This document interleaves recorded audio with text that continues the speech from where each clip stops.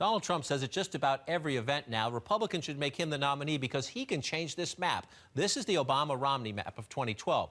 President Obama won with 332 electoral votes. The Republicans had only 206. Takes 270 to get elected. Donald Trump says, I can win Pennsylvania. He says, I can win Michigan.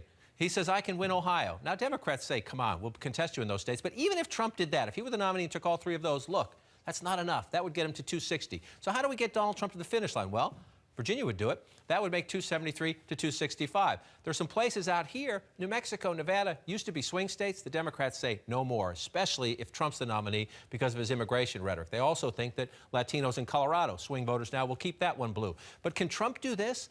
Can Trump do this? Well, he says it's possible. The Clinton campaign says no, but this fight, even though neither one is officially the nominee yet, already underway. We know they'll fight about immigration. We'll know they'll fight about personal character. We also know, because they're already doing it, they'll fight about what Trump calls the women card.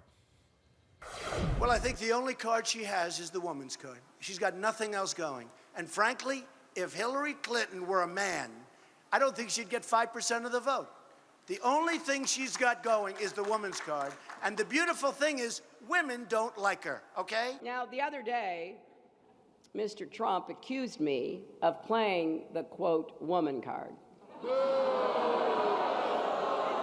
Well, if fighting for women's health care and paid family leave and equal pay is playing the woman card, then deal me in.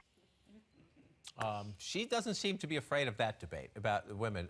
And if you look at close presidential elections in recent history, they tend to be decided in the suburbs. Suburban women have a lot of sway in that. Now, there are other issues at play here as to the point, can Trump change the map with white industrial state voters? But to his point that women don't like her, you might find some polling that shows some doubts, but what about his? USA Today Suffolk poll recently, Donald Trump among female voters, 66% unfavorable.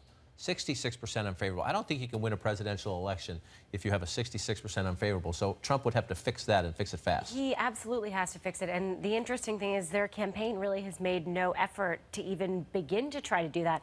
I think we're starting to see Hillary Clinton say, okay, our primary is continuing. I have to deal with Bernie Sanders, but I'm also going to pivot. I'm going to start dealing with Donald Trump. I'm going to start defining him.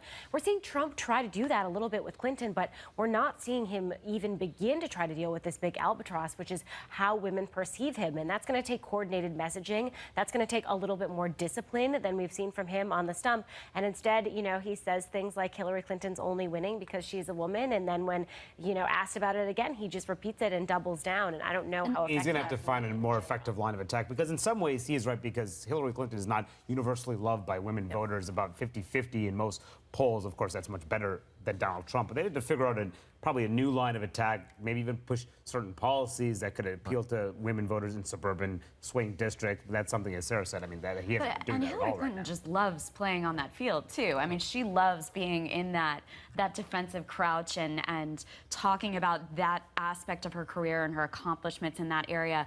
I mean, I think that is where it's going to be so fascinating to see whether Donald Trump has another card to play here, because to Sarah's point, I mean, I haven't seen him do really anything to try to reach out and change those numbers. The fact that he's that far underwater, and that's going to be a fascinating part of the general election. So the question everybody raises is, how does he build himself up? But he has left no doubt that he is willing to try to tear her down.